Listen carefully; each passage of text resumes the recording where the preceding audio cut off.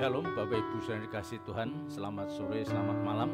Hari ini Kamis 18 Agustus, mari kita persiapkan hati kita untuk kita masuk dalam ibadah Bible Study. Haleluya, haleluya. Kita berdoa, kita mohon hadirat Tuhan ada di tengah-tengah kita, mengurapi setiap kita, melawat setiap kita. Haleluya. Angkat pujian selalu ada di hadirat-Mu. Haleluya.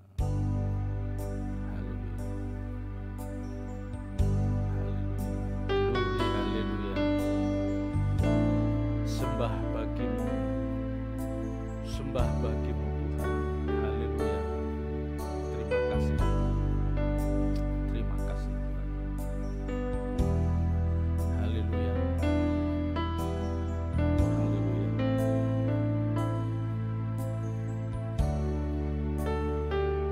Selalu ada di hadirat-Mu.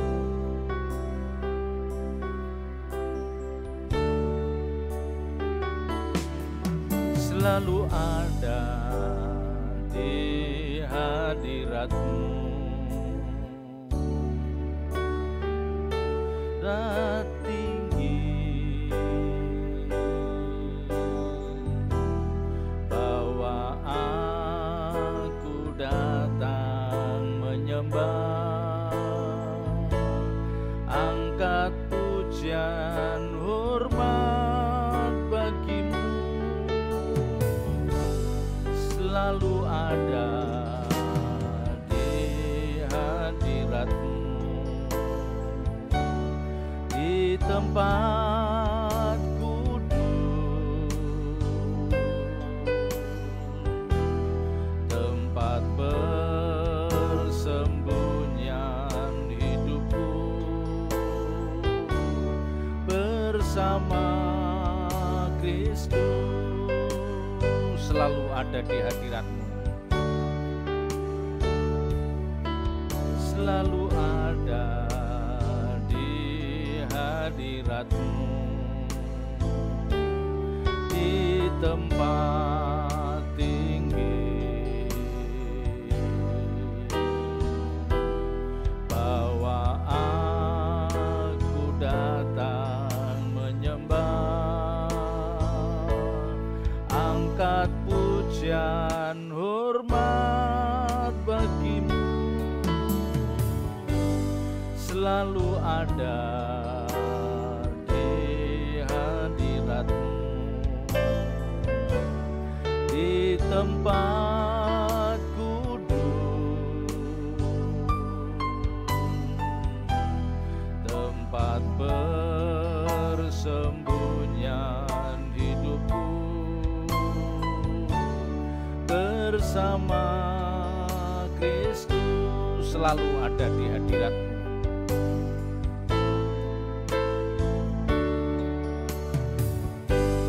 Selalu ada di hadirat-Mu, di tempat tinggi, bahwa aku datang menyembah, angkat pujian hormat bagimu. Selalu ada di hadirat-Mu, di tempat kudus, tempat persembunyian hidupku, bersama Kristus. Kami datang Tuhan, bawa keharuman nama-Mu, agar nyata sekarang Engkau hadir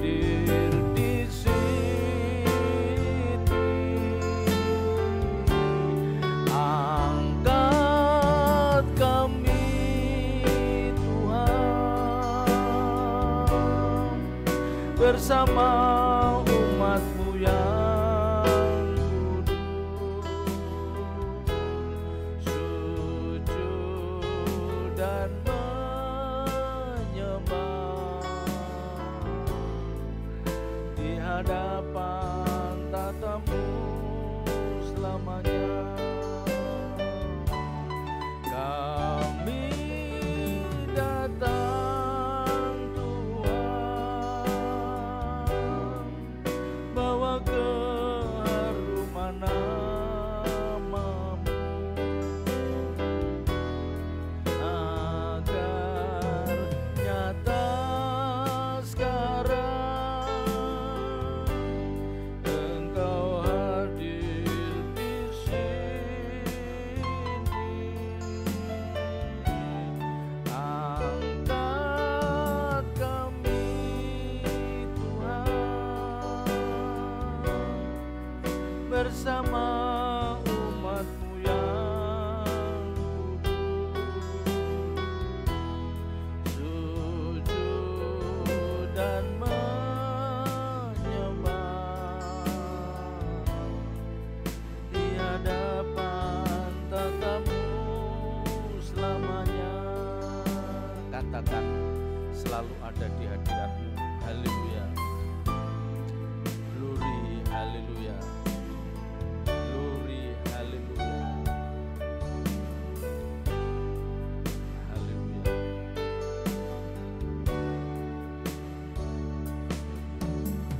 Selalu ada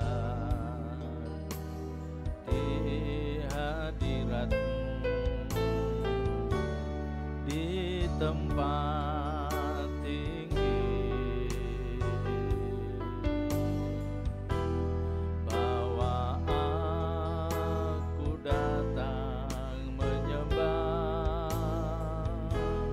angkat pujian hormat bagi-Mu,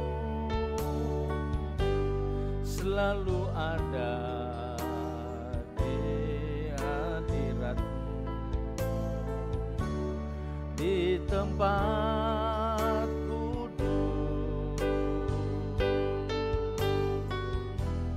tempat persembunyian hidupku, bersama Kristus.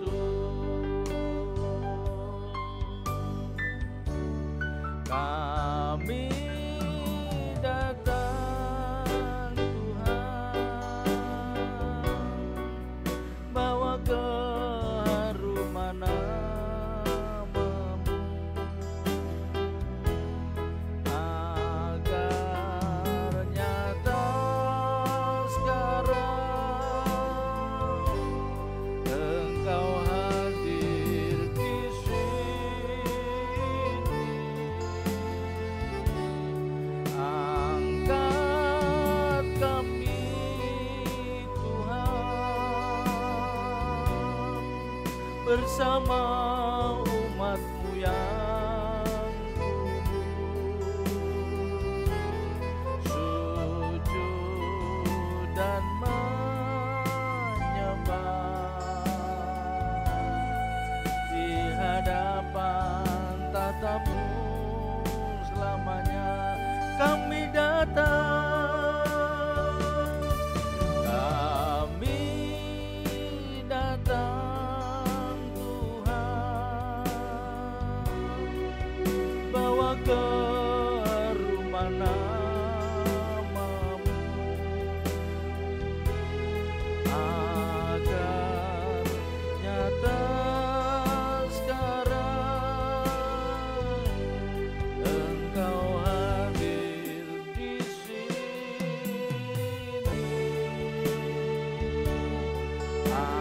Angkat kami Tuhan,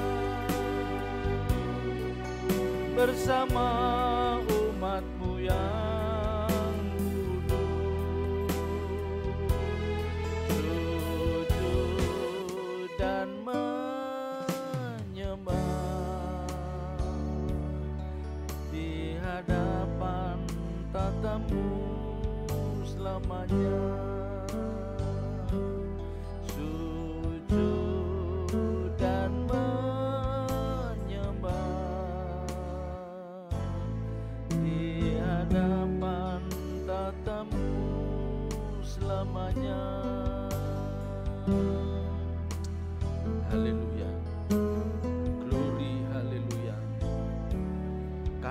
bersyukur Bapa.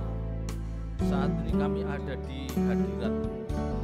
Kami mau menaikkan pujian penyembahan bagi pengagungan nama-Mu. Layakkan kami Bapa, layakkan kami ada di hadirat-Mu. Layakkan kami menaikkan pujian bagi-Mu. Ampuni kalau ada dosa kesalahan dalam setiap diri kami. Ampuni Bapa. Ampuni ya Bapa, ampuni. Haleluya. Haleluya. Kami mohon hadirat-Mu ada bersama-sama kami umat-Mu. Haleluya. Bawaku terbang tinggi ke dalam kemuliaan-Mu.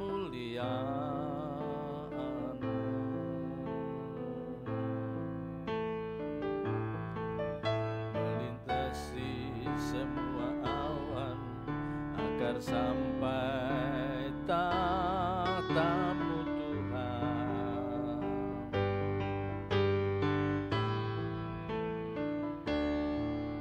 Ku persembahkan korban hormat pujian bagi-Mu.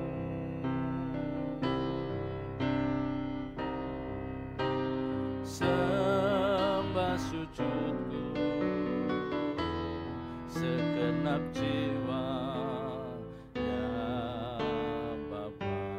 Bawaku terbang tinggi, bawaku terbang tinggi ke dalam kemuliaan-Mu.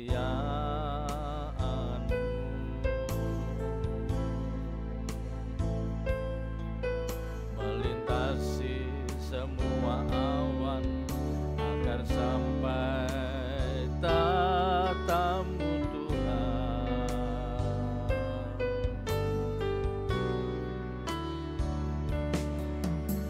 Persembahkan korbanku, segala hormat pujian bagi-Mu.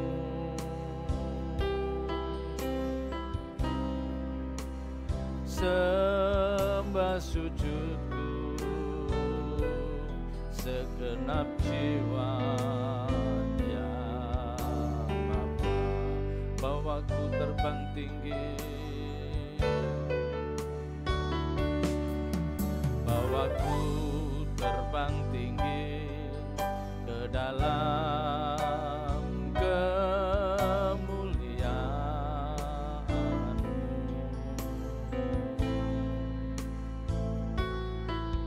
Melintasi semua awan agar sampai tahta-Mu Tuhan.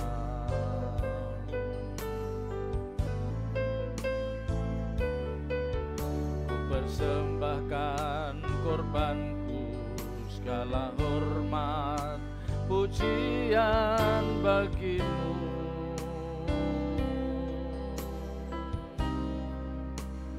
Sembah sujudku segenap jiwa ya Bapa. Kau Maha Besar,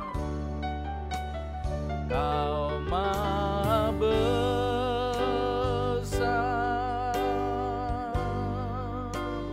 yang Maha tinggi.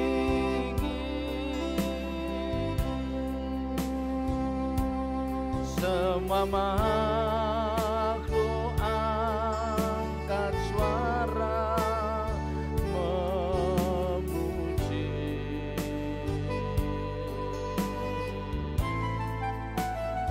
Nama-Mu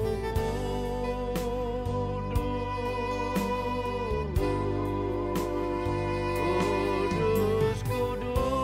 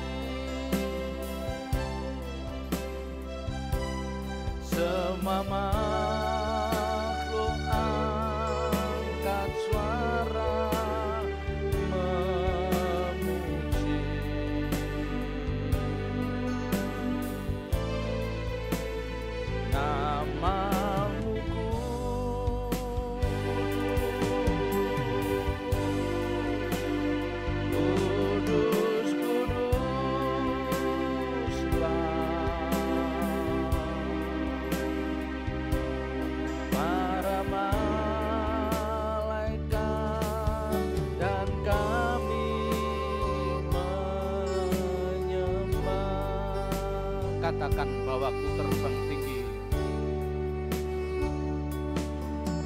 bahwa ku terbang tinggi ke dalam kemuliaan,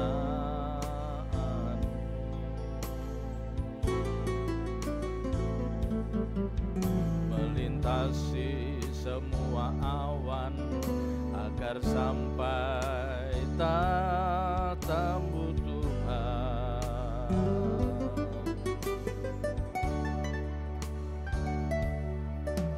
Ku persembahkan korbanku, segala hormat pujian bagimu.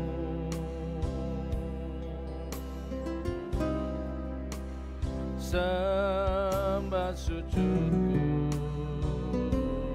segenap jiwa ya Bapa. Kau maha besar, Kau maha besar, yang maha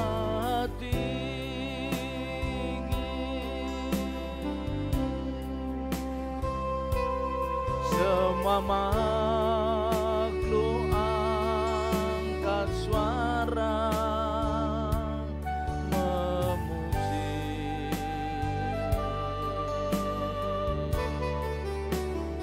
namamu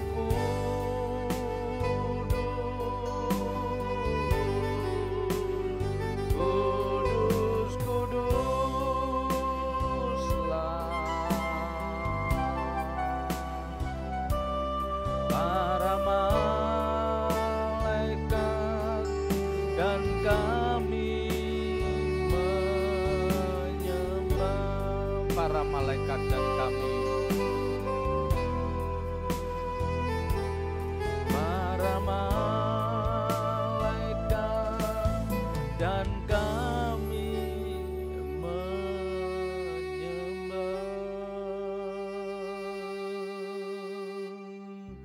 Sembah bagimu, sembah bagimu,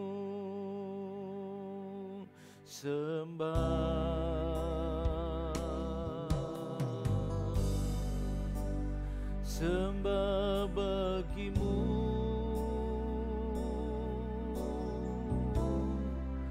sembah bagimu.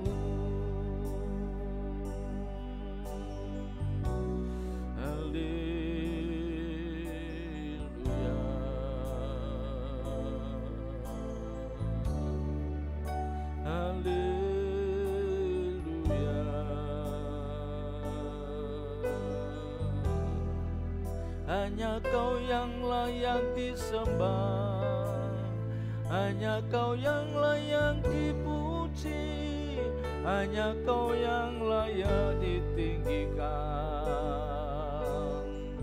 Elohim Yahweh, satu-satunya Allah yang benar, kami memuji-Mu. Segala puji, hormat, syukur hanya bagi-Mu. Segala puji, hormat, syukur hanya bagi-Mu. Allah sesembahan kami, Kaulah junjungan kami, sumber pengharapan kami. Haleluya.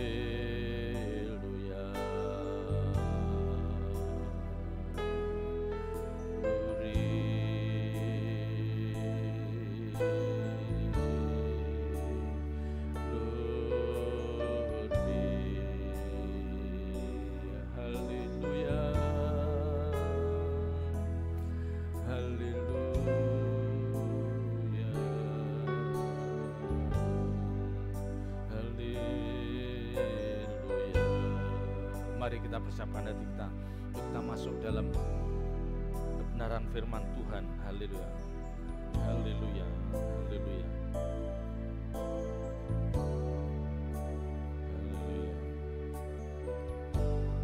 Kau merancang yang kau pandang ku perlu.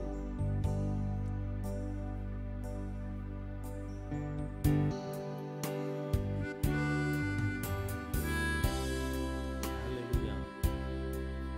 Haleluya. Haleluya. Haleluya. Glory. Haleluya. Glory. Haleluya. Kau merancang yang kau pandang ku perlu, di luar mampuku untuk mengerti keajaiban kasih setiamu. Kau nyatakan setiap waktu bagai gelombang ombak di lautan, mengagumkan semua yang Bapa lakukan. Ubahku terus seturut gambarmu. Aku ada sebagaimana ku ada, hanya oleh anugerah-Mu, tangan penjunan maha bijaksana. Kami puja segenap hati, naikkan pujian syukur bagimu. Semua makhluk ciptaan dan umat pilihan menyembah padamu. Sungguh Kau tak tergantikan, Maha Kudus Tuhan dan Bapa kami. Kekala kerajaan-Mu di langit dan bumi yang baru. Kami puja segenap hati, naikkan pujian syukur bagimu. Semua makhluk ciptaan dan umat pilihan menyembah padamu. Sungguh Kau tak tergantikan, Maha Kudus Tuhan dan Bapa kami. Kekala kerajaan-Mu di langit dan bumi yang baru.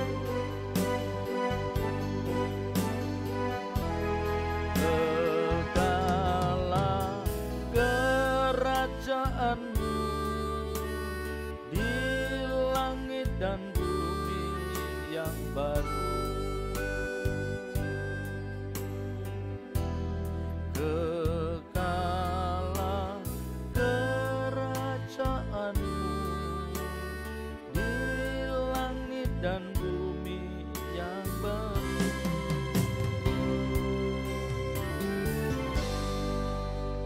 Bapa, tiba saatnya Engkau berbicara kepada setiap kami, urapi hamba-Mu, singkapkan kebenaran-kebenaran-Mu. Roh Kudus tolong setiap kami, khususnya hamba-Mu, kiranya sore hari ini menjadi sore yang penuh berkat bagi setiap kami.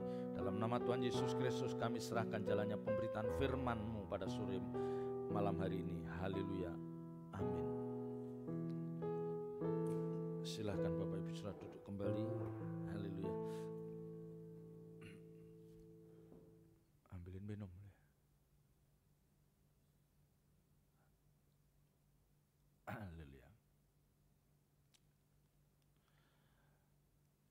Bapak Ibu saudara yang dikasihi Tuhan,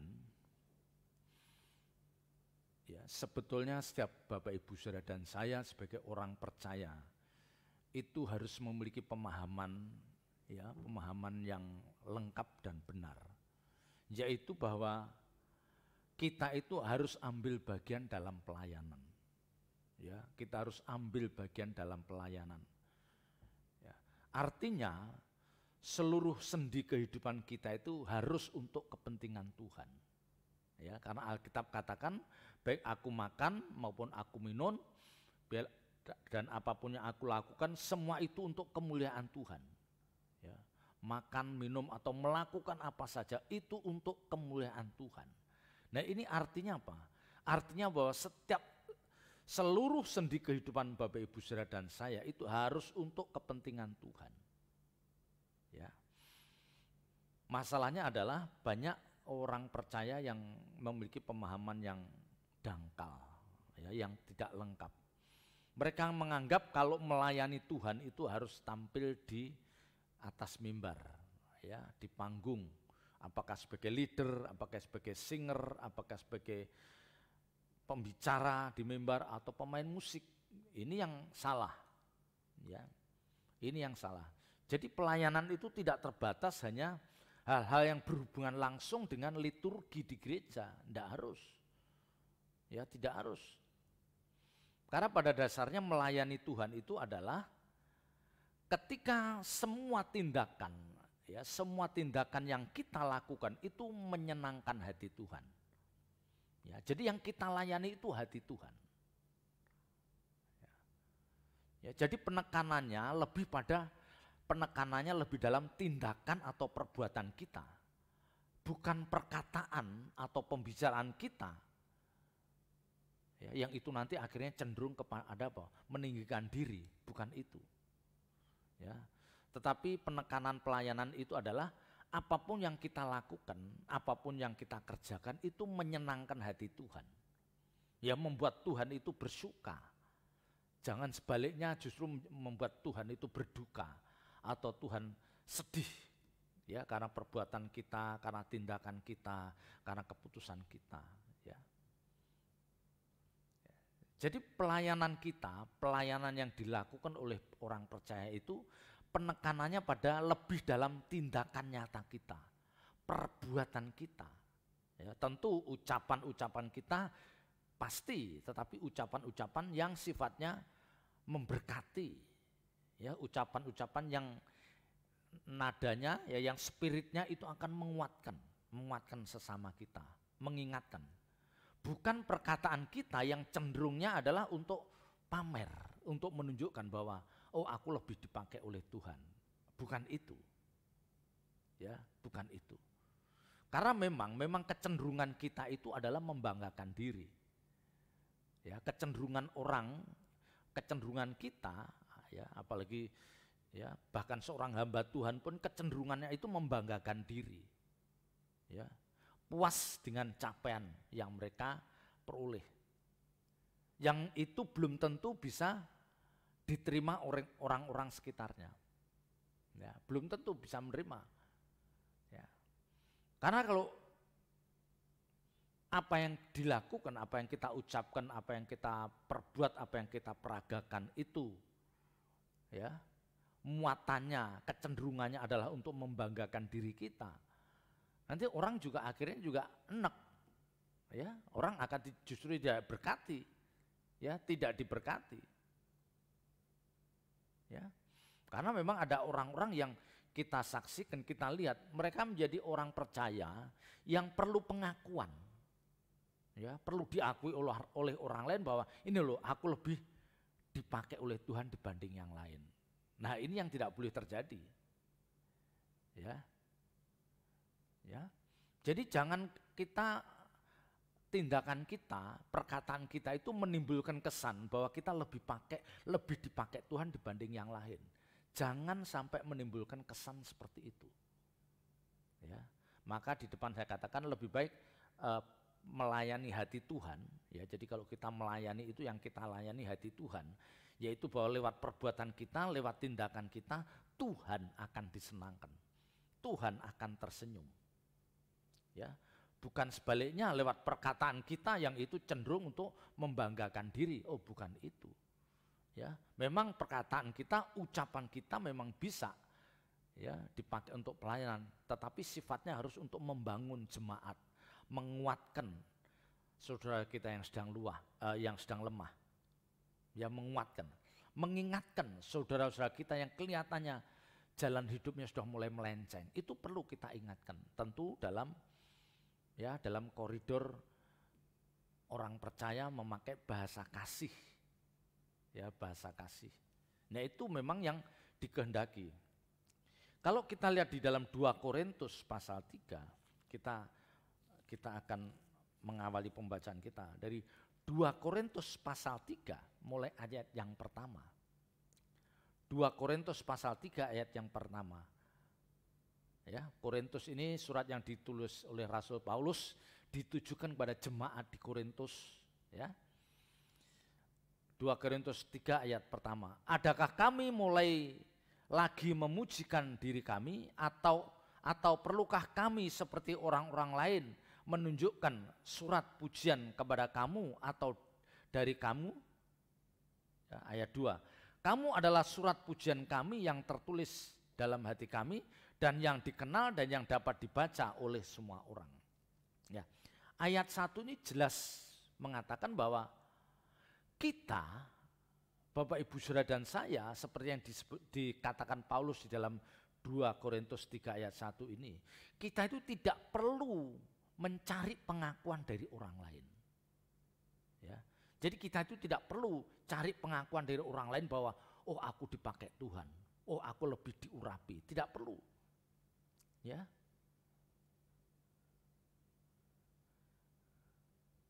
Ya. Jangan kita menantikan itu. Ya, Alkitab katakan ya, orang-orang yang congkak, yang menantikan pujian itu orang-orang yang tidak disukai Tuhan. Kita dituntut untuk lebih rendah hati. Ya. Jadi pujian, ya, pujian sanjungan orang terhadap kita itu sudah bukan waktunya lagi. Ya, jadi kita sudah tidak memikirkan hal itu. Ini kan dikatakan pelayan-pelayan perjanjian yang baru. Ya, jadi pelayan perikop dari 2 Korintus 3 ini kan pelayan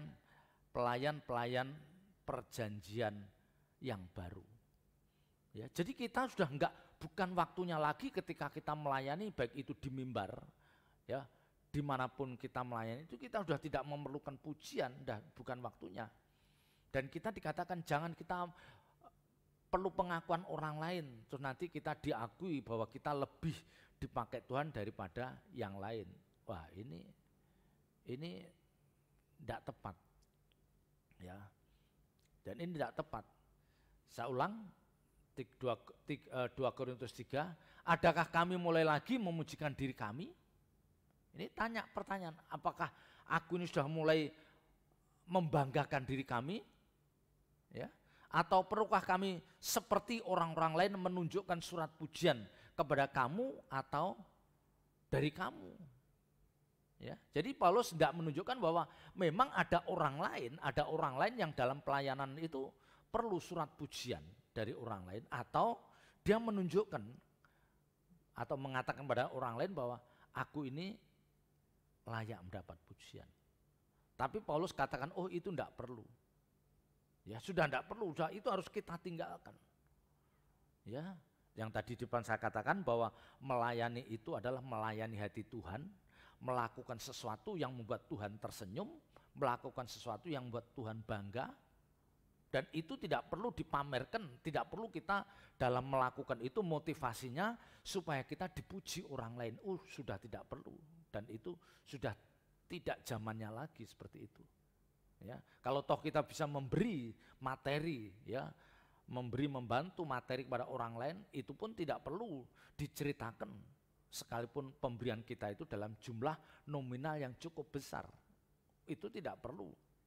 Ya, orang lain harus tahu kalau aku membantu si A sekian puluh juta, tidak perlu tahu. Ya, aku pergi ke sana mendoakan, ya, mau menunjukkan bahwa dia sudah berlelah jalan jauh ya, misalnya keluar kota, ya dengan capeknya, dia seolah-olah memerlukan pujian. Ini sudah tidak perlu. Biarlah apa yang kita lakukan Tuhan sendiri yang tahu.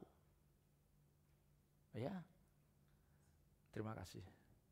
Ya, jadi biarlah yang kita lakukan Tuhan sendiri yang tahu.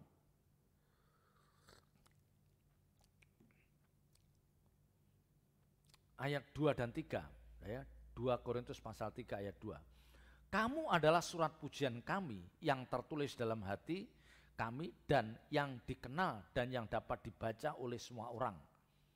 Karena telah ternyata bahwa kamu adalah surat Kristus yang ditulis oleh pelayanan kami. Ditulis bukan dengan tinta tetapi dengan roh dari Allah yang hidup, bukan pada loh-loh batu melainkan pada loh-loh daging, yaitu di dalam hati manusia. Ya. Jadi ayat 2 dan 3 ini berbicara tentang bagaimana fokus pelayanan kita. Ya, ini berbicara tentang fokus pelayanan kita. Ya. Jadi ada orang-orang tertentu yang ditaruh Tuhan di sekitar hidup kita. Ya, ada orang-orang tertentu yang diizinkan atau ditaruh Tuhan di sekitar hidup kita. Dan Tuhan menantikan respon kita di dalam melayani orang itu, di dalam merawat orang-orang seperti itu. Ya, tentu orang ini di sekitar ini bisa anak-anak kita, bisa pasangan hidup kita, bisa ponakan kita yang satu rumah, kakak, saudara kita yang satu rumah. Ya, atau mungkin teman-teman kita di tempat kerjaan yang itu dekat dengan kita. Nah, itu yang ditaruh Tuhan di sekitar hidup kita. Ya, di sekitar hidup kita. Dan kalau kita memiliki kepekaan di dalam mendengar suara Tuhan, pasti bukan satu kebetulan kalau mereka itu ditaruh di sekitar kita, di lingkungan kita. Pasti ada maksud dari Tuhan kenapa orang itu didekatkan pada kita. Misalnya orang itu adalah orang yang sangat menyusahkan orang lain. Ya. Ya, banyak orang lihat orang ini udah mengeluh. Ya, jadi orang itu udah mengeluh, hidupnya menjengkelkan, suka mengganggu, ya mulutnya enggak bagus. Ya. Kalau boleh dikatakan kita seperti tidak ada untungnya kenal dengan orang ini, tidak ada untungnya kita kenal dengan orang ini, enggak ada untungnya. Kalau dilihat dari kacamata dunia. Nah, tetapi ingat Bapak Ibu Saudara, tidak semua orang yang dihadirkan di sekitar kita itu adalah orang-orang baik. Ya. Justru kalau ada orang-orang seperti itu dihadirkan di sekitar hidup kita, ya, dan kita bisa menangkap maksud Tuhan menghadirkan orang itu di sekitar kita, itu pasti ada maksud. Ya. Tuhan pasti akan mengatakan, tuh kamu dekat orang itu, coba bagaimana kamu respon, kamu mengajar, mendidik orang seperti itu. Ya. Sementara orang lain sudah mengeluh, sementara orang lain sudah sambat, sudah enggak sanggup dekat orang ini, diikuti orang ini sudah enggak sanggup. Tapi kita tahu, kita sadar bahwa memang orang ini sedikit bermasalah. Tapi karena Roh Kudus berbicara bahwa ini adalah tugas pelayanan yang Tuhan taruh di dalam hidupku, aku tidak bisa menghindar. Ya. Jadi kita tanya Tuhan, apakah memang orang ini harus aku layani? Ya. Jangan kita maunya dekat orang yang baik-baik hati, orang yang diberkati secara keuangan. Oh, kita maunya dekat itu. Orang yang baik, orang yang tidak bermasalah. Lah, kalau kita maunya dekat orang-orang seperti itu, nanti Tuhan gimana menilai kinerja kita? Coba. Tuhan gak bisa loh, kamu selama di dunia kamu dekatnya orang-orang baik. Kamu tidak pernah membawa orang yang kurang baik menjadi orang yang lebih baik, gak pernah. Ya memang kita harus cari lingkungan yang baik, itu benar. Ya, karena Alkitab katakan pergaulan yang buruk merusak kebiasaan yang baik, memang benar. Tapi bukan berarti kita selalu menyingkirkan orang-orang yang tidak baik. Ya, tidak selalu. Apalagi kalau itu saudara kita, harus bagaimana kita kita minta kekuatan Roh Kudus untuk kita bisa membuat orang ini bertobat, ya, membuat saudara kita itu berubah, ya. Karena ayat 2 ini mengatakan, kamu adalah surat pujian kami yang tertulis dalam hati kami. Jadi kita anggap bahwa orang-orang yang ditaruh Tuhan di sekitar hidup kita, itu kita anggap bahwa kamu adalah surat pujian kami. Ya. Jadi kita berharap dari orang ini, dia akan berubah. Dan kalau perubahan itu terjadi karena pelayanan kita, maka kita secara tidak langsung kita seperti apa? Anak itu seperti surat pujian. Kamu tuh orang yang aku banggakan. Ya. Sementara orang lain sudah mengeluh, tidak sanggup, tapi kita bisa merubah orang ini. Dan kenyataannya orang ini berubah. Dan ini yang kita katakan, kamu surat pujian bagi kami. Kamu adalah hasil pelayanan kami. Ya, itu yang penting. Ya, pasti Bapak Ibu Saudara dipertemukan dengan orang-orang yang sedikit brengsek, sedikit mengganggu, baik itu di tempat kerja, di keluarga besar, di lingkungan di mana kita tinggal, di teman-teman kita. Pasti ada orang-orang seperti itu.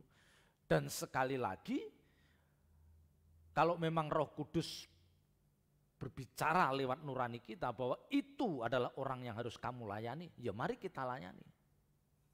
Ya. Kalau Tuhan katakan itu yang aku taruh di samping, di sekitar hidup kamu, itu yang harus kamu layani. Ya sudah, kita berjuang melayani orang itu. Ya, jangan kita mau enaknya saja. Rata-rata kita itu kan maunya terima kalau diikuti saudara, diikuti orang-orang yang enggak bermasalah. Ya, orang yang nurut, yang ngalah, yang ini, yang itu, pokoknya serba baik. Ya, maunya seperti itu. Padahal Tuhan tahu, Tuhan punya agenda, Tuhan punya rencana untuk merubah kita lewat kehadiran orang lain. Yang diizinkan Tuhan ada di sekitar kita. Apakah dalam rumah tangga kita, ya, apakah di lingkungan kerja kita. Itu kita harus yakin bahwa itu memang bukan kebetulan. Itu bukan kebetulan, tetapi memang Tuhan taruh di samping kita untuk kita layani. Ya. Nah, ini ayat 2 dikatakan, kamu adalah surat pujian kami yang tertulis dalam hati kami. Ini dikatakan Paulus kepada orang Korintus.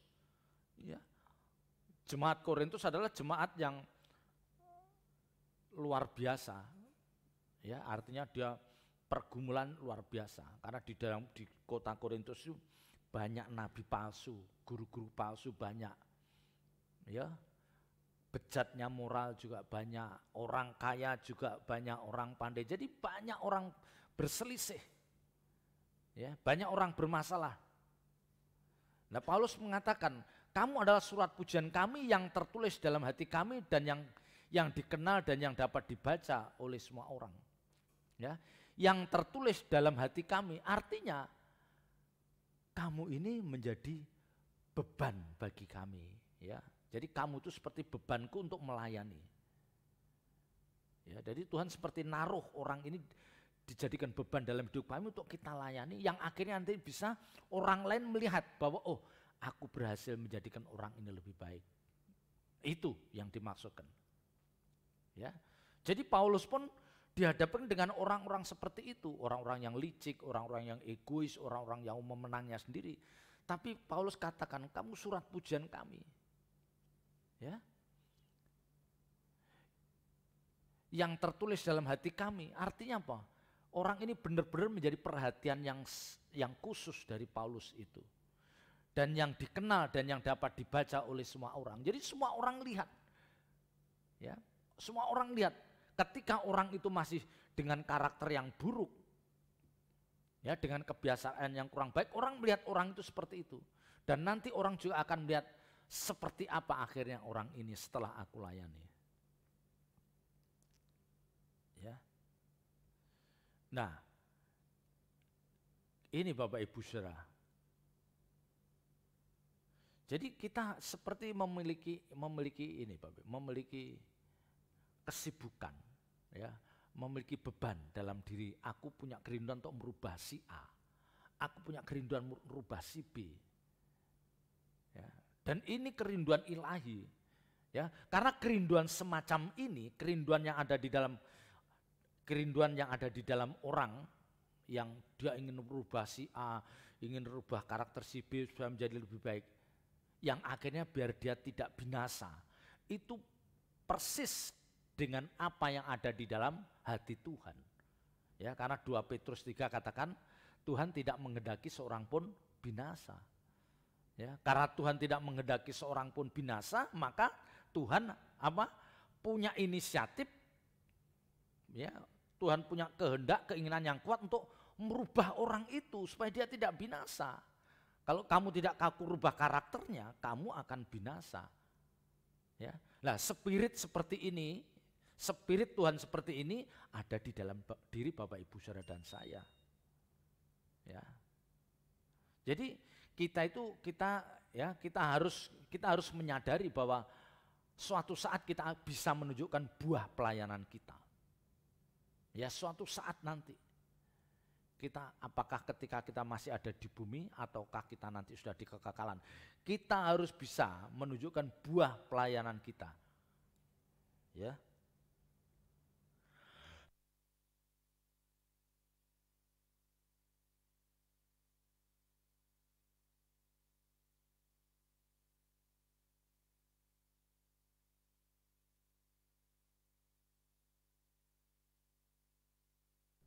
Jadi kita harus, ya, yang harus kita sadari bahwa buah pelayanan kita itu diperhatikan banyak orang. Buah pelayanan kita, ya, buah pelayanan itu banyak hal. Bisa anak-anak kita. Anak-anak kita itu juga menjadi objek pelayanan kita. Jangan dianggap, oh itu harus. Karena anak-anak orang percaya itu harus tidak boleh menjadi gunjingan banyak orang. Ya, anak-anak orang percaya, anak-anak kita itu tidak boleh menjadi omongan banyak orang, tidak boleh menjadi batu sandungan bagi banyak orang. Lah itu harus kita tunjukkan sebagai buah pelayanan kita, dan itu diperhatikan banyak orang. Ya. Bagaimana orang akan mengatakan putranya Bapak ini memang berbeda dengan yang lain. Ya, rendah hatinya, mengalahnya, tutur katanya santun, ya. Dia bisa menghormati orang tua. Ya. Kalau Bapak Ibu Saudara sebagai orang percaya tidak pernah bisa menunjukkan buah pelayanan kita, terus nilai rapot kita dari mana? Ya. Kalau ada orang hanya mengandalkan bahwa dia hanya murah hati, tidak cukup. Ya, orang hanya mengandalkan dia murah hati, suka memberi, ya, membantu keuangan, membantu ini, ya, suka membantu yang sifatnya materi. Ya, memang itu baik, tapi tidak cukup berhenti di situ. Ya, ya, memberi itu memang baik, tapi tidak cukup di situ. Ya, itu buah pelayanan, tapi nilainya enggak. Karena kalau nanti suatu saat dia tidak punya uang, tidak punya materi, dia akan tidak berbuah lagi. Ya, dia sudah tidak bisa melakukan apa-apa. Karena dia hanya mengandalkan memberi dan memberi. Dan kekristenan, ya, kekristenan orang masuk surga itu dasarnya bukan karena memberi, ya, bukan karena rajin memberi, bukan itu. Ya, memberi memang penting, tapi bukan sesuatu yang bisa dibanggakan, bukan. Ya, dia memberi karena memang diberkati materi banyak, tetapi kamu memberi dengan sikap hati seperti apa, dengan motivasi seperti apa. Lah, apakah yang kamu beri, apakah yang kamu bantu itu menjadi orang yang baik, yang akhirnya masuk dalam proses keselamatan atau tidak. Ya, kalau kita membantu orang, tetapi orang yang kita bantu itu karakternya tetap buruk, ya nggak ada artinya. Ya. Nggak ada artinya kalau toh yang kita bantu itu akhirnya masuk api kekal, masuk kebinasaan, coba artinya apa? Ya, maka di dalam kekristenan itu memberi pun harus dalam pimpinan Tuhan. Harus dalam pimpinan Roh Kudus. Orang itu pantas kamu beri, orang itu tidak pantas kamu tolong. Ya, karena biar dia mengalami, menuai apa yang dia tabur. Ya, kalau orang itu kamu tolong, dia justru malah rusak karakternya. Karena dia menggampangkan. Itu yang berkali-kali saya katakan. Ya. Ya tentu sebelum kita mengarahkan orang lain, sebelum kita melayani orang lain supaya orang itu karakternya berubah, peragaan hidupnya berubah, tentu kita harus menunjukkan pada banyak orang bahwa hidup kita sudah benar di hadapan Tuhan. Ya. Jadi kita harus bisa menunjukkan bahwa hidupku ini sudah benar di hadapan Tuhan. Kalau kita belum bisa menunjukkan bahwa hidup kita benar di hadapan Tuhan, tidak mungkin kita memiliki buah pelayanan yang akan dipuji, yang akan diapresiasi oleh banyak orang, tidak mungkin.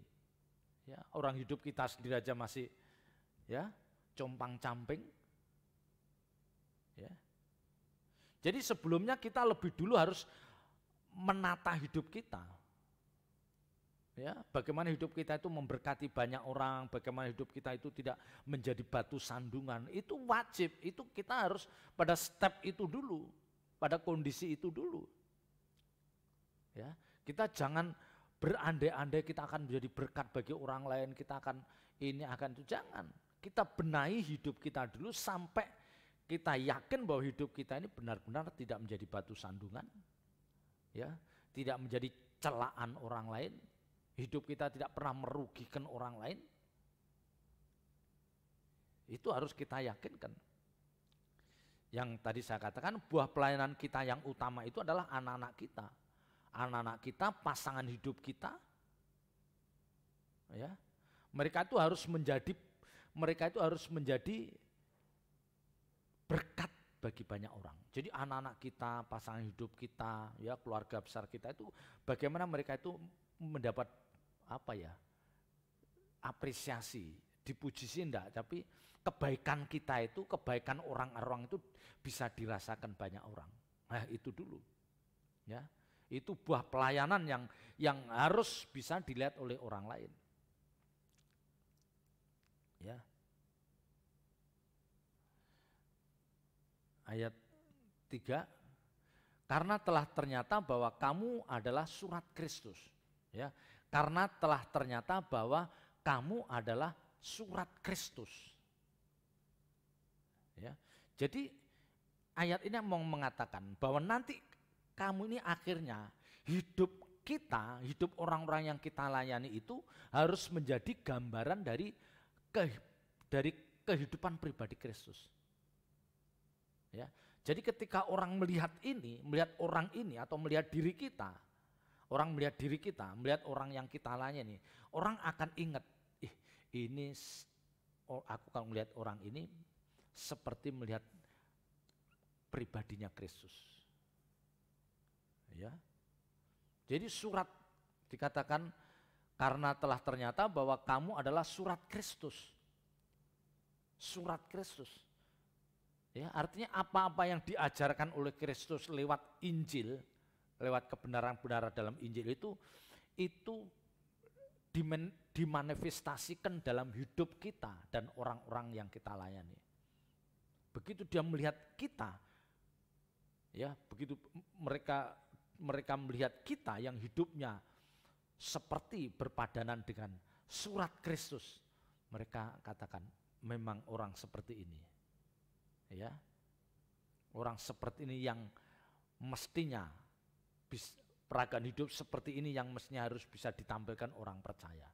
Ya, peragaan hidup seperti ini yang harusnya bisa diperagakan oleh orang percaya. Dia memperagakan seluruh ajaran Kristus, ya, dinyatakan dalam peragaan hidupnya. Ya.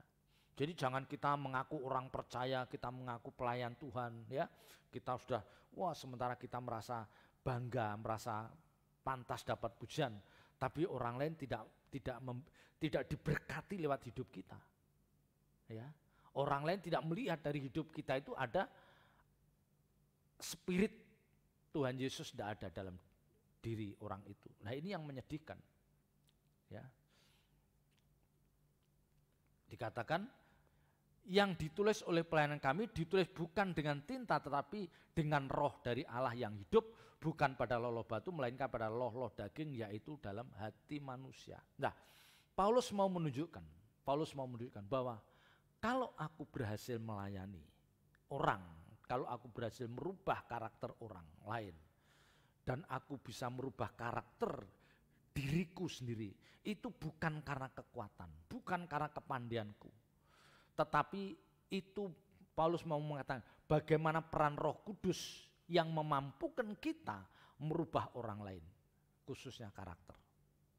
Ya, ini jelas dikatakan. Ya, yang ditulis oleh pelayanan kami ditulis bukan dengan tinta, ya, tetapi dengan Roh dari Allah yang hidup. Ya, jadi dari Roh Allah, Roh Kudus yang memimpin pelayanan kami yang akhirnya bisa merubah orang itu. Ya, jadi sekali lagi kebenaran ini mau mengingatkan bahwa keberhasilan kita dalam merubah karakter orang lain itu bukan karena kita belajar ilmu apa. Ya, memang kita belajar perlu. Oh, kita membaca buku ini perlu, tapi bukan itu yang merubah. Ya, bukan itu. Pasti ada peran Roh Kudus di dalam pelayanan setiap orang percaya yang akhirnya bisa merubah orang itu. Pasti ada peran Roh Allah, Roh Kudus ada. Ya. Kepandaian kita, kehebatan kita tidak jaminan bisa merubah karakter orang-orang yang kita kasih. Ya, bukti nyata, ini bukti nyata. Kita kan melihat orang tuanya terpandang. Mungkin orang tuanya bergelar profesor. Orang tuanya jadi pejabat tinggi negara. Jaminan anaknya memiliki karakter yang bagus? Ya, jaminan anaknya memiliki karakter yang bagus? Jaminan bahwa hidup anaknya akan memberkati banyak orang? Tidak jaminan. Artinya apa? Kepandaian orang tuanya, kehebatan orang tuanya dengan jabatannya, dengan prestasi akademis yang tinggi, itu tidak menjamin dia akan bisa merubah karakter anak-anaknya. Bahkan orang-orang yang dikasih, tidak jaminan. Ya. Dan semua ini harus bertumpu, kita harus mengandalkan kalau semua itu boleh terjadi, boleh berubah, itu karena karya Roh Kudus, karena karya Roh Allah yang hidup, yang menyertai pelayananku. Ya. Jadi ini saya sangat diberkati ya dengan saya mempersiapkan hal ini. Ternyata kita itu tidak ada apa-apanya. Ya, sehebat apapun kita. Bahkan saya mengatakan orang semakin tinggi prestasinya, semakin tinggi karakternya, jabatannya, kekuasaannya, kalau dia tidak dalam penyertaan dan pimpinan Roh Kudus, untuk jatuh tinggal menunggu waktu. Ya, untuk jatuh tinggal menunggu waktu. Nah, jatuhnya orang itu macam-macam, bisa karena korupsi, bisa karena wanita lain, ya, rumah tangganya diguncang oleh skandal selingkuh, bisa nanti anaknya berurusan dengan pihak berwajib, ya bisa. Ya. Jadi kita harus mengakui dan kita harus terus berharap bahwa Roh Allah, Roh Kudus itu yang memampukan kita merubah orang lain. Ya, khususnya merubah diri kita, Roh Kudus. Ya. Ya, karena pelayanan kita itu fokusnya merubah karakter orang. Ingat, pelayanan kita fokusnya merubah karakter orang. Bukan merubah nasibnya orang itu karena ekonomi yang dulu ekonominya berantakan, oh sekarang udah mulai mapan.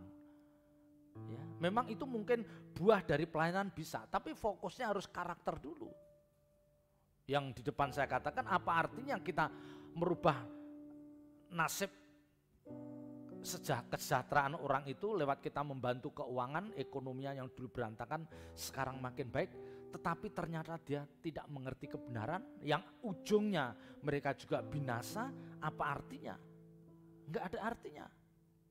Ya, enggak ada artinya. Ya.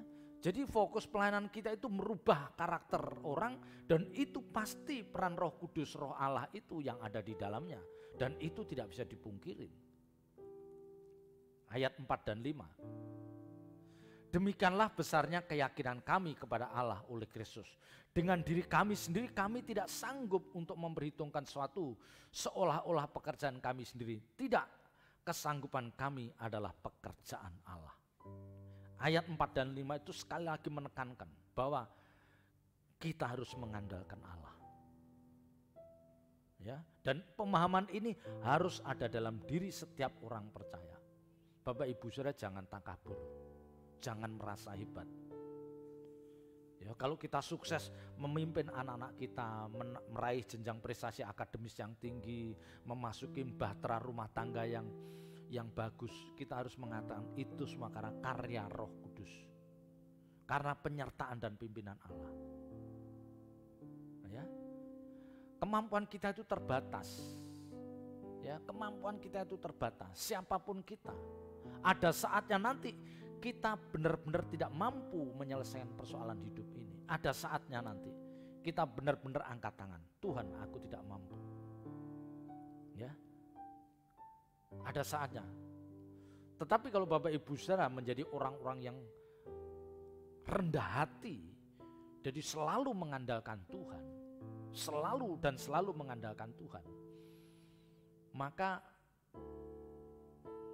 menyerah itu bukan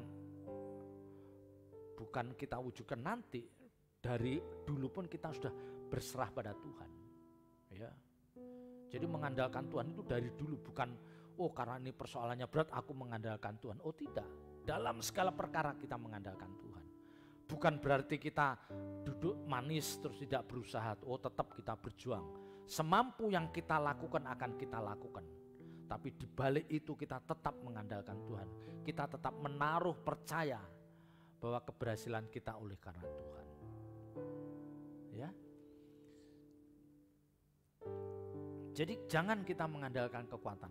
Karena Alkitab katakan terkutuklah orang yang mengandalkan kekuatannya sendiri. Terkutuk kita mengandalkan kekuatan sendiri atau kekuatan orang lain, terkutuk.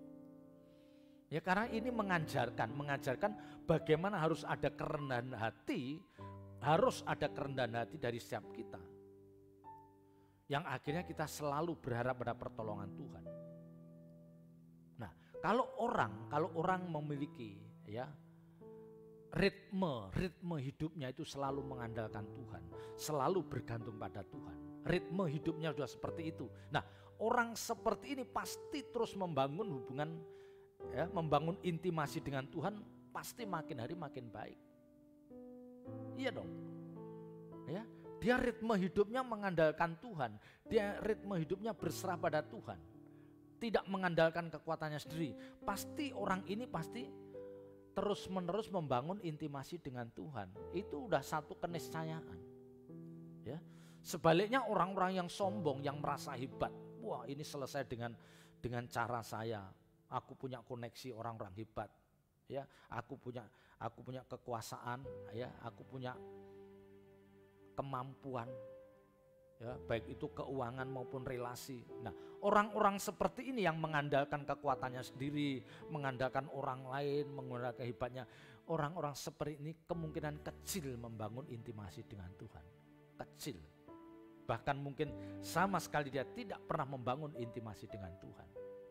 Ya, karena menganggap bahwa semua persoalan akan selesai dalam dirinya sendiri. Nah, ini yang nggak boleh.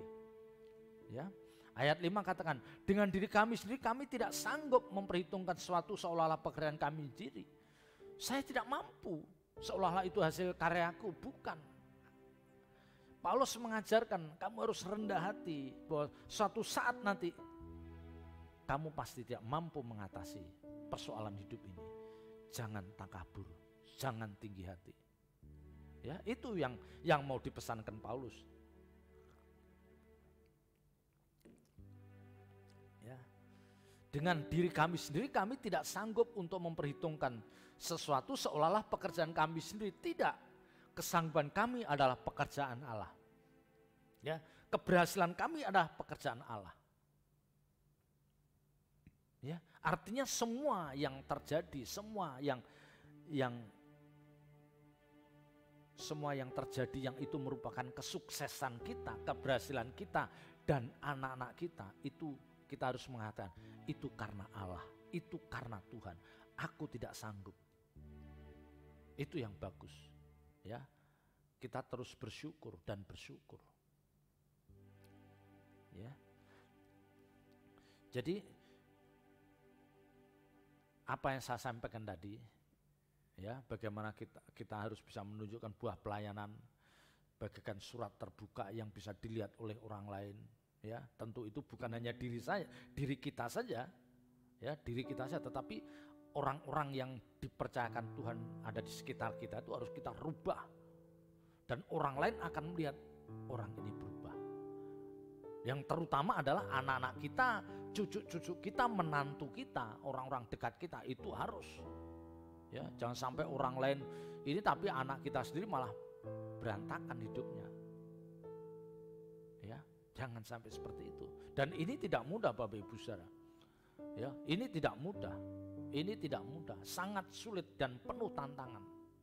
Ya, kita tidak bisa meremehkan karena pengaruh dunia sekarang itu, ya, dengan adanya kemajuan teknologi itu, karakter anak kita bisa dirubah karena tontonan, karena hiburan yang disajikan lewat media sosial itu bisa dirubah. Ya, dan tugas kita terus mengarahkan bagaimana dia mencintai dan mencintai Tuhan, bagaimana dia terus memiliki kehausan untuk membangun intimasi dengan Tuhan. Ya, ayat 6. Ialah membuat kami juga sanggup menjadi pelayan-pelayan dari suatu perjanjian baru yang tidak terdiri dari hukum tertulis tetapi dari roh, sebab hukum yang tertulis mematikan tetapi roh menghidupkan. Ayat 6 ini mau berbicara, ya, Tuhanlah yang membuat kita mampu menunaikan tugas pelayanan kita sebagai pelayan-pelayan dari suatu perjanjian baru. Ya, pelayan-pelayan perjanjian baru ini berbeda dengan pelayan-pelayan zaman perjanjian lama. Orang-orang perjanjian lama itu ditekankan untuk memahami hukum. Ya, orang-orang perjanjian lama ditekankan bagaimana dia mengerti hukum, memahami hukum sehingga mereka tahu, oh ini boleh, ini tidak boleh, ini haram, ini halal. Nah, ketika mereka waktu zaman PL, zaman perjanjian lama, ketika dia melakukan kesalahan tidak sesuai hukum, orang udah tinggal gampang, oh kamu salah, oh hukumannya ini. Hukumannya pun sudah ditentukan.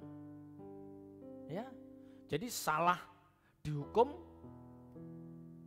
ya, taat. Ya, kalau ada yang mengatakan kalau taat berkat, tidak taat laknat atau dihukum. Itu konsep perjanjian baru.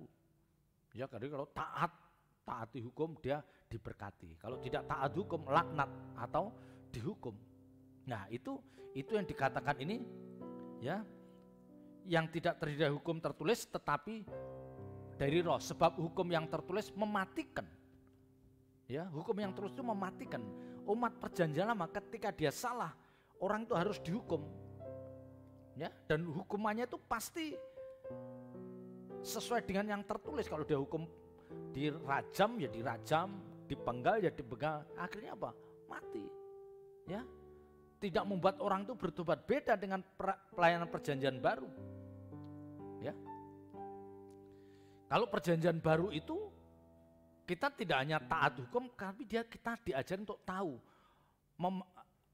mana yang, ya, karena di dalam perjanjian baru itu peran Roh Kudus besar. Jadi kita bukan hanya berbicara masalah boleh atau tidak boleh, benar atau salah, ya.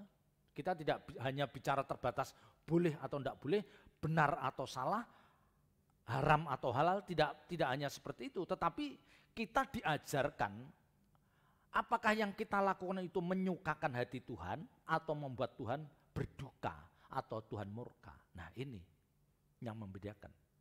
Ya, apakah yang kita lakukan itu menyukakan hati Tuhan atau membuat Tuhan itu berduka atau murka? Ya, pelayanan yang hanya berlandaskan hukum yang tertulis akan membawa kematian. Ya, karena begitu orang itu salah langsung ada sanksi, ada hukuman yang dia terima. Seperti tidak diberikan kesempatan orang itu untuk memperbaiki diri. Tidak diberikan kesempatan untuk memperbaiki diri. Sementara pelayanan yang dipimpin oleh Roh Kudus, yang dilakukan oleh pelayan-pelayan perjanjian baru, yang dikatakan menghidupkan, artinya ketika orang itu bersalah, melakukan kesalahan, mereka tidak langsung dipunishment, dihukum dengan yang keras, tapi mereka diberikan kesempatan untuk memperbaiki. Ya, diberikan kesempatan pertama, kesempatan kedua, supaya dia disadarkan, supaya mereka bertobat, tidak melakukan lagi. Ya, makanya kalau pelayanan yang dipimpin Roh Kudus itu kita nggak hanya bicara benar salah, tetapi kepatutan. Ya, berbicara kepatutan. Memang dia salah, tapi apakah dengan dia salah terus kita seenaknya menghukum dia? Tanya Tuhan. Ya. Bagaimana cara kita memberikan sanksi pun tanya Tuhan. Kira-kira Tuhan menyuruh apa? Ya. Jangan sampai sanksi yang kita berikan itu membuat dia benar-benar terhilang. Benar-benar terhilang. Lah kalau setiap orang salah diberikan sanksi yang akhirnya binasa. Salah diberikan sanksi akhirnya binasa. Ya udah. Ya. Ya.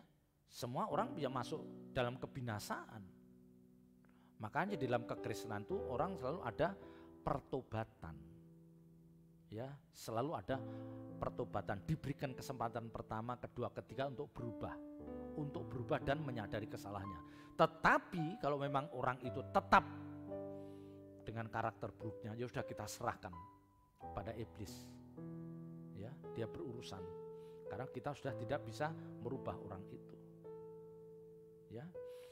Jadi pelayanan yang dipimpin oleh Roh Allah itu akan menghidupkan. Pelayanan yang dipimpin oleh Roh Allah itu akan menghidupkan. Seseorang diberikan kesempatan untuk memperbaiki diri, ya, untuk berubah. Yang akhirnya justru orang seperti ini, kalau dia serius, dia dengan tekad yang kuat, dia bisa menjadi orang yang jauh lebih baik daripada orang yang tidak pernah melakukan kesalahan. Bisa, ya. Karena Alkitab katakan, barang siapa yang banyak dihapuskan dosanya, banyak diampuni, dia akan berbuat lebih banyak mengasihi. Ya, jadi karena dosanya banyak dan itu dihapuskan, maka orang ini bisa lebih mengasihi lebih dari orang lain yang dosanya sedikit yang dihapuskan. Ya. Jadi ini pelayanan perjanjian baru yang menghidupkan. Maka Tuhan katakan, yang pernah saya katakan, Tuhan tidak pernah mempersoalkan masa lalu kita yang buruk. Tidak pernah. Tuhan tidak pernah mempersoalkan masa lalu yang buruk dari setiap kita. Yang dipersoalkan Tuhan adalah komitmen kita hari ini. Dan komitmen kita ke depan mau menjadi orang percaya seperti apa. Itu yang penting. Itu yang penting. Karena setiap kita pasti punya masa lalu yang buruk. Pasti pernah melakukan kesalahan dan kesalahan. Yang itu tidak boleh diungkit-ungkit. Ya, biarlah dia berurusan dengan Tuhan dan Roh Kudus akan menjamah yang akhirnya dia bisa bertobat. Jadi pelayanan perjanjian baru itu akan menghidupkan, memberikan kesempatan orang untuk bertobat dan menjadi hidup lebih benar di hadapan Tuhan. Ya, pelayanan yang dipimpin oleh Kudus. Dan itulah pelayanan yang harus ada dalam diri setiap Bapak Ibu Saudara dan saya. Pelayanan kita harus dalam pimpinan Roh Kudus, bukan karena kekuatan dan kehebatan kita. Selamat berjuang, Tuhan Yesus memberkati. Haleluya. Haleluya.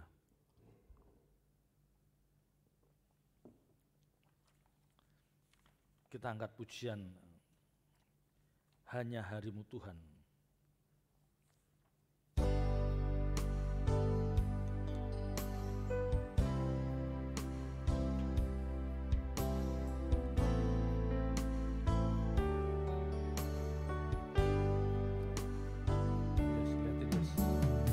Hanya harimu Tuhan, hanya harimu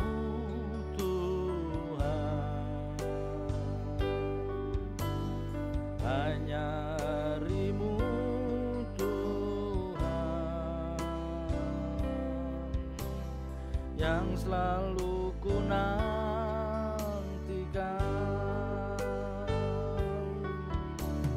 Semua harapanku ku taruh kepadamu.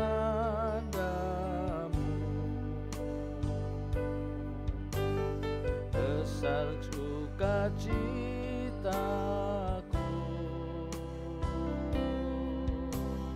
ku memandang wajah-Mu, hanya hari-Mu, hanya hari-Mu Tuhan, hanya hari-Mu Tuhan, hanya hari-Mu Tuhan, yang selalu ku nantikan.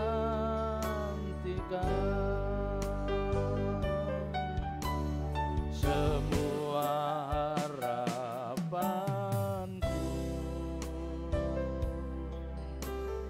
ku taruh kepadamu.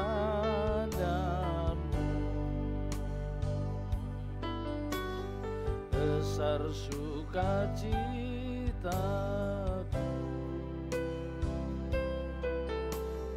ku memandang wajah-Mu.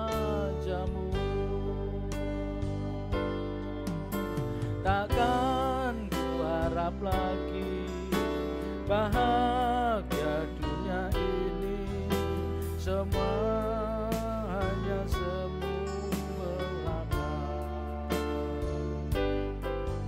Tuhan dan kerajaan-Mu itu segenap hidupku, sekarang dan selamanya.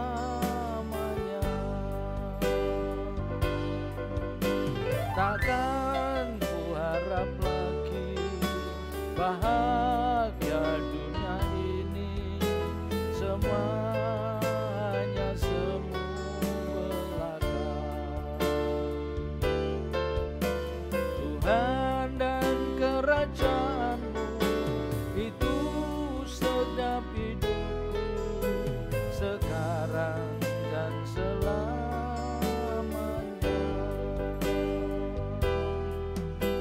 Sekarang dan selamanya.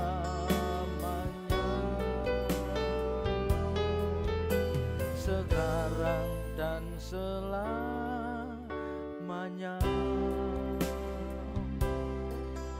Bapa di surga, hamba-Mu telah selesai berbicara. Meteraikan firman-Mu dalam setiap hati kami dan ajar kami melakukannya dengan penuh tanggung jawab. Roh Kudus pimpin setiap kami, jadikan kami menjadi anak-anak-Mu yang terbeban untuk melayani sesama kami, untuk hidup kami menjadi berkat bagi banyak orang. Terpuji nama-Mu kekal selama-lamanya. Kami menyerahkan sedang jemaat GSKI Alit Yatim Manggis dalam tangan kasih-Mu, juga saudara kami yang setia mengikuti ibadah streaming ini, memberkati hidup mereka, memberkati rumah tangga mereka, memberkati pekerjaan mereka, usaha mereka, apapun yang mereka kerjakan menjadi berhasil dan berani semua untuk kemuliaan nama-Mu. Kami menyerahkan bangsa dan negara kami dalam tangan kasih-Mu, pakai Bapak Presiden, Bapak Wakil Presiden, dan seluruh pejabat di negara untuk bersatu padu mengatasi kesulitan bangsa ini. Dan kiranya Tuhan Engkau memberikan kemampuan dan kesanggupan untuk para pemimpin ini membawa bangsa ini menjadi lebih baik lagi. Terpuji nama-Mu kekal selama-lamanya. Bapak Ibu saudara dikasih Tuhan, angkat kedua belah tangan saudara, terimalah berkat yang dari Allah Bapa. Dengan demikian Bapak Ibu saudara dikasih Tuhan, terimalah nikmat berkat yang dari Allah Bapa, cinta kasih-Nya yang kekal dari Tuhan Yesus Kristus, dan dalam persekutuan kuasa Roh Kudus-Nya mulai saat ini sampai Maranatha. Tuhan menyertai perjalanan hidup Bapak Ibu saudara. Dalam nama Tuhan Yesus Kristus kami berdoa dan mengucap syukur, dan semua yang percaya katakan amin. Selamat malam, Tuhan Yesus memberkati.